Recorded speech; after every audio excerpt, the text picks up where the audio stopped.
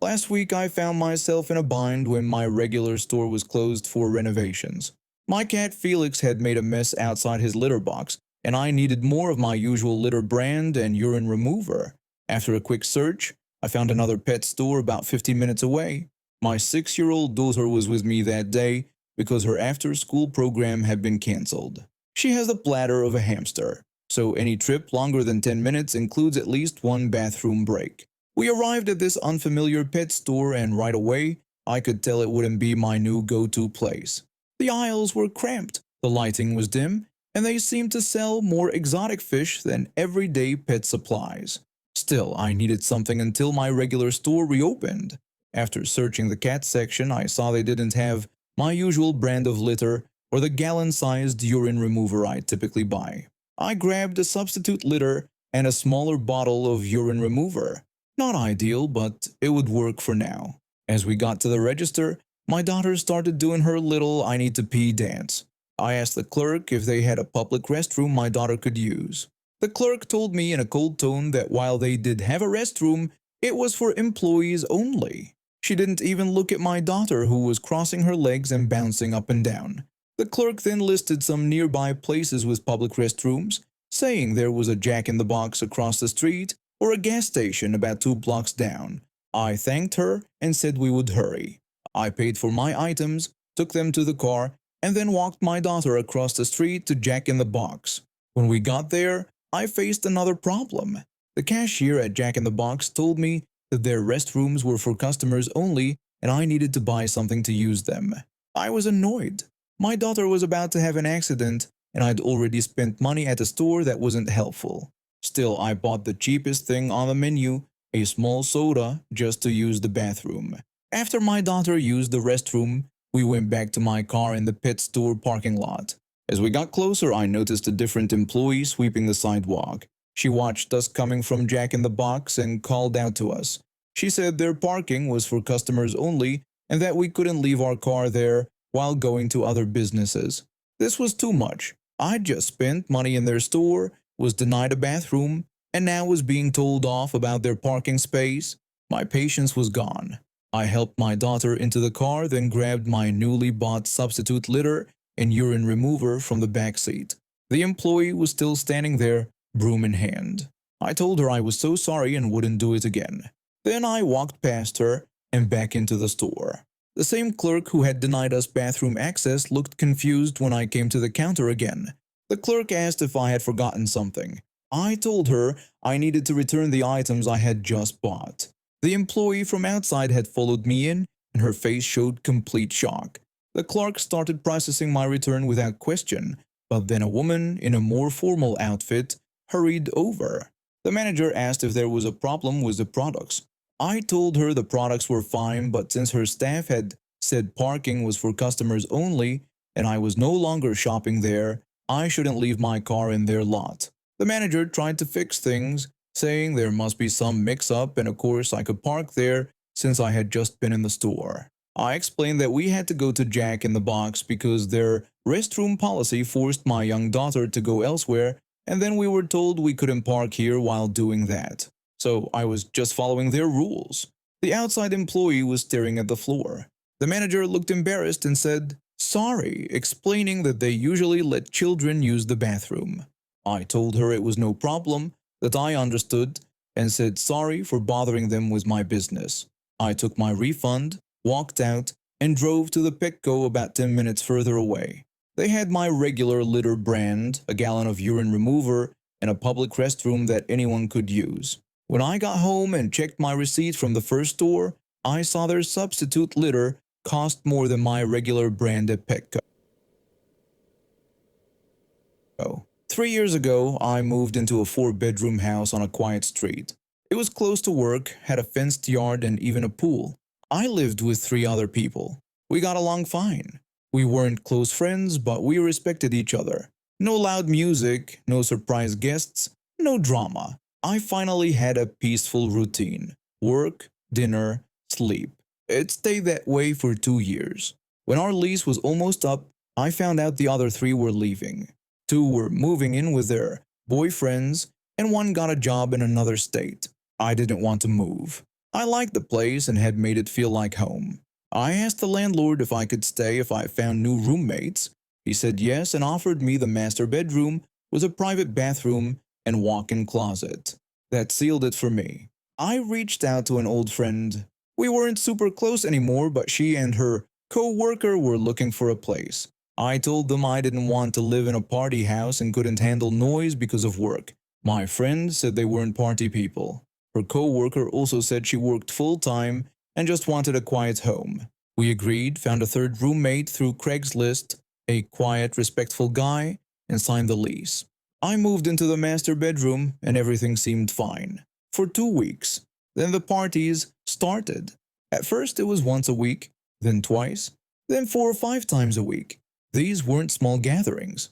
Loud music, drunk people yelling, jumping in the pool in the middle of the night. I had to get up at 5 a.m. every day and I was barely sleeping. I asked them to keep it down. My friend brushed me off and said it wasn't loud, that I was just sensitive. I told them people kept blocking my car. Her co-worker told me to text someone next time or park somewhere else. I also mentioned my food kept disappearing. The co-worker said to label it. Things got worse. One day I came home and found a paper taped to my door. Just one word on it. The C word. In big bold letters. That's when I realized she wanted me out. The Craigslist roommate and I started talking more. He worked from home and was dealing with the same nonsense. People in his workspace, messing with his stuff, eating his snacks. He told me he was planning to move out as soon as his girlfriend's lease ended. I said I was done too, and we started planning. I told the landlord I was moving out. He agreed to take me off the lease. I checked with him about the furniture in the house, the couch, TV, dining table, kitchen supplies. He told me it all belonged to me. It had been left behind by the original roommates. I also canceled the internet and cable since they were in my name. Then I had an idea. I posted online free furniture. Everything must go. Within half an hour, someone messaged me. He had a moving truck and a couple of friends and asked if he could come that day. I said yes. That afternoon, they cleared the house. The couch, chairs, big TV, dining table, rugs, lamps, microwave, toaster, shower curtain, everything that wasn't theirs. I left their rooms alone. The rest of the house was bare. Right as we were finishing up, Karen walked in. She looked around, confused, then stared at me. She asked what I had done, called me a witch, then stormed into her room and slammed the door. I could hear her crying on the phone, saying I had taken everything, even the forks. I didn't say anything. I picked up my last bag, nodded at the Craigslist roommate, and left. The landlord told me later that they moved out a few weeks after. The house stayed empty for a while. Hard to throw parties with no furniture. The Craigslist roommate and I still talk now and then. He's living with his girlfriend. I found a small, quiet place of my own. No parties, no drama, just peace. This all happened back in 2013 in our quiet little cul-de-sac neighborhood.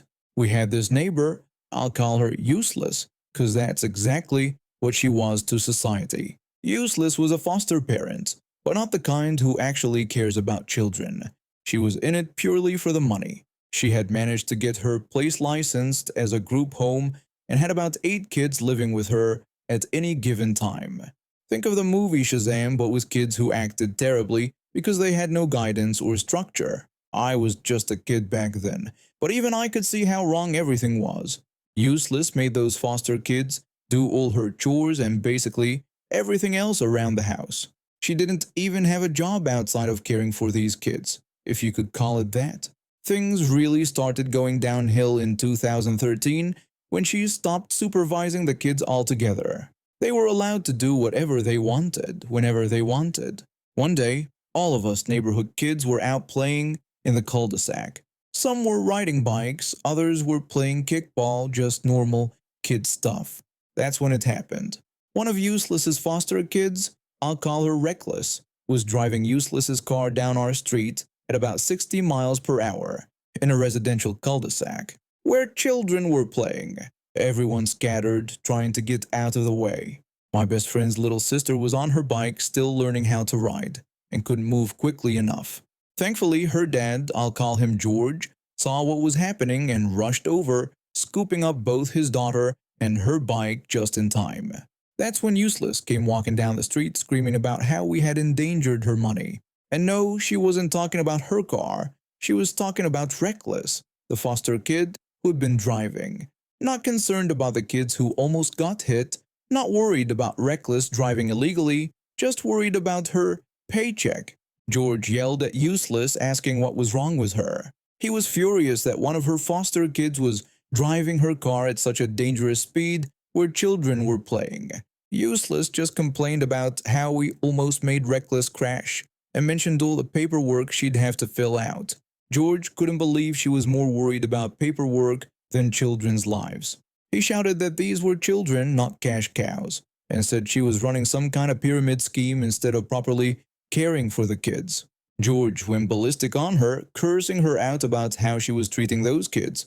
I didn't understand all the adult stuff at the time, but I knew George was furious. Useless eventually went back up the street, probably realizing that George was close to losing it on her. But that wasn't the end of Useless's reign of terror. Attack number 2 came when she abused one of the kids and put them in the trunk of her car. This happened at around 3 a.m., and somehow 5 different neighbors filmed it from their windows. No one called the police right away because the kid managed to fight back and get out of the trunk. Useless lost her mind, screaming and hitting her car hood so hard the alarm went off. She woke up the entire neighborhood with her tantrum. That's when George started planning his revenge. He began collecting footage and statements from neighbors about the reckless driving incident and the trunk abuse. But while he was gathering evidence, Useless did something that crossed yet another line. She let her cat out in the front yard, even though they had a gate. Who lets a cat out unsupervised in a neighborhood? But it wasn't just that. There was a family of rabbits that had been living in our community for about 15 years. Multiple generations of these rabbits had been cared for by everyone in the neighborhood. The cat started attacking these rabbits. We managed to save 2 and kept them inside overnight, putting them back in their burrow the next day. But then we saw Useless carrying her cat directly to the rabbit's hole, laughing as she walked away. What kind of person deliberately has their cat killed defenseless rabbits that the whole community cares about? The cat killed the last 2 rabbits we had managed to save. A few days later, Useless was boarding up her windows because they'd been broken during some wild parties. While they were in the middle of this, 3 police cars pulled up to her house. When Useless came outside, she was immediately handcuffed. The officer told Useless that she was being arrested for possession of an illegal substance, child abuse, and child endangerment. Then they read her rights to her as she stood there in shock. All the neighbors walked over to George's house while the kids were being loaded into a police van. It turned out that George had been gathering evidence on everything she had done. He had followed her car when she went to buy illegal substances and filmed it. He had sent everything to the police, who had been investigating her for years but lacked solid evidence until George provided it. All the kids, including the foster children, ended up in good homes. I've heard they're all in college now, doing well. Useless has been in jail since then. I don't know how long her sentence is, but honestly, I hope she stays there for a long time. The house they lived in was eventually sold to a nice couple, but everyone felt bad for them because what was once a beautiful home had become a complete fixer-upper thanks to Useless and her lack of care. Don't mess with George. That's all I can say. This happened over 5 years ago, and even now I still feel proud of how everything turned out to be. At the time I was working at a small local bar. It wasn't a dream job or anything, but it paid the bills while I tried to figure out what I wanted to do with my life. I had just left school, didn't have a solid plan, and needed some sort of stability. The bar gave me that. It also gave me someone I didn't expect to meet, my boyfriend. He wasn't like the other guys who came around. He was quiet, respectful, and didn't try to impress anyone. We got to know each other naturally. Eventually, we started dating, and that's when I learned what he was going through. He was in the middle of a rough custody battle with his ex over their toddler. It was bad. His ex was throwing out all kinds of wild accusations and trying to take full custody. Through it all, he stayed calm. He went to court, stayed clean, worked long hours, and always showed up for his child. Watching him made me respect him even more. He was doing everything he could just to be a good father. One day, he brought me around to meet his co-workers. Among them was a woman who had been friends with both him and his ex for years. They all used to work together, and even though the custody situation was tense, things seemed okay on the surface. She was always friendly and acted like she didn't take sides. But that didn't last. One evening, my boyfriend came home looking completely worn out. He dropped a thick stack of papers on the table, documents from the court, and sat down without saying much. I asked what happened, and he told me that the affidavits for the case had come in and I should read what she wrote. I picked up the documents thinking maybe it wasn't that bad, but it was bad. Her affidavit was filled with nothing but lies. She claimed that she had seen him drunk when picking up his child, that he let the toddler wander around unsupervised, and that he yelled at the kid in public. None of that was true.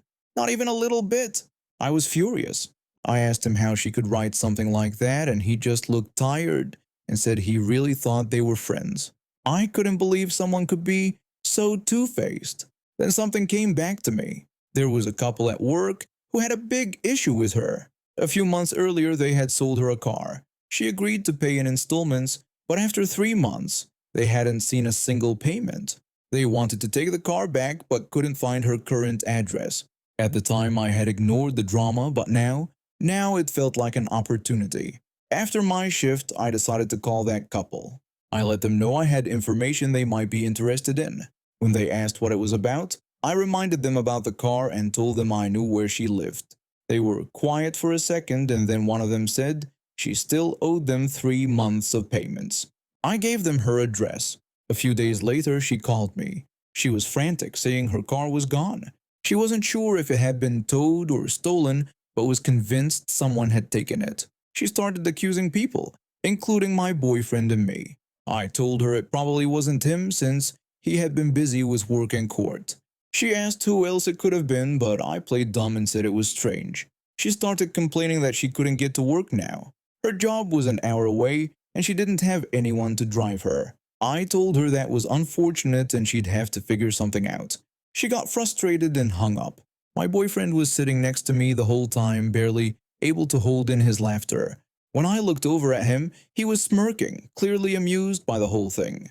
I told him exactly what I'd done, and we both burst out laughing. Over the next few weeks, everything started falling apart for her. Without a car, she couldn't make it to work regularly. She started missing shifts. Eventually, our manager had to let her go. She tried to make it sound like she was the victim, but no one really bought it. The custody case went in my boyfriend's favor. Her affidavit didn't hold up. Other co-workers came forward and said he had never once come to work drunk, let alone with his kid. They said he was always calm, clean, and good with his child. The judge gave him shared custody, and just like that, he got to stay in his kid's life. She disappeared after that. She quit social media, blocked a bunch of people, and didn't come around anymore. Honestly, I don't really care. She wanted to play dirty, and she got what was coming to her. I don't feel bad, not even a little.